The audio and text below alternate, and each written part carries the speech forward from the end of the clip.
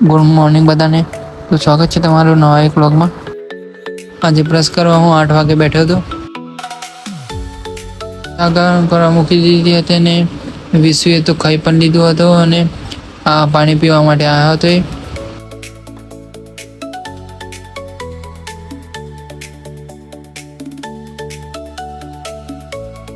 ત્યાર પછી ચાને કપમાં ગાળી લીધી હતી મેં.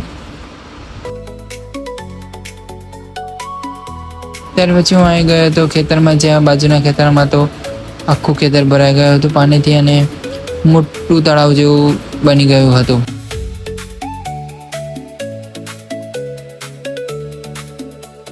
ત્યાર પછી હું આવી ગયો હતો બીજા ખેતરમાં, જ્યાં એ ખેતરમાં પણ પાણી હતું અને આખું ભરાઈ ગયેલું હતું.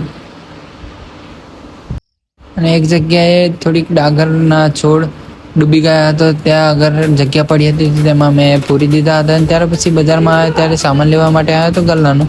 તો ત્યાં આગળ એક રિયલનો ટ્રક આવ્યો હતો, તો વચ્ચે ટ્રાફિકમાં ફસાઈ ગયા હતા. બહુ જ લાંબી લાઈન લાગી હતી. ત્યાર પછી હું આવી ગયો હતો જ્યાં મારે નોકરી કરવાની છે ત્યાં આગળ.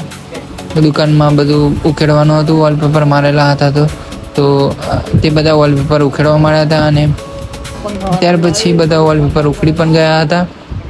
અને એક ભાઈનું ઇલેક્ટ્રિકનું સામાન પડ્યું હતું, તો આ ભાઈએ પંખો ચાલુ કર્યો હતો અને એને ચેક કરતા હતા કે કેટલી સ્પીડમાં ફરે છે.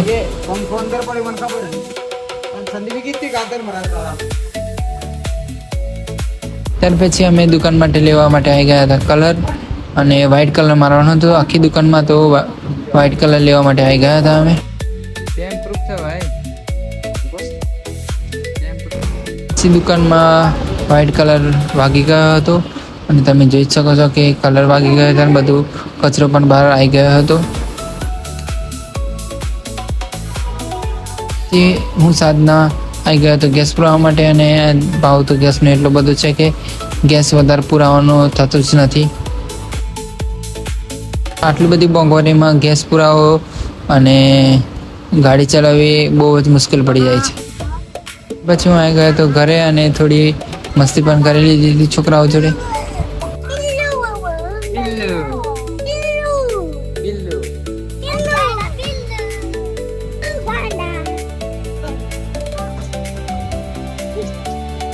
અને છેલ્લે છોકરાને બાય પણ કરી દીધું હતું.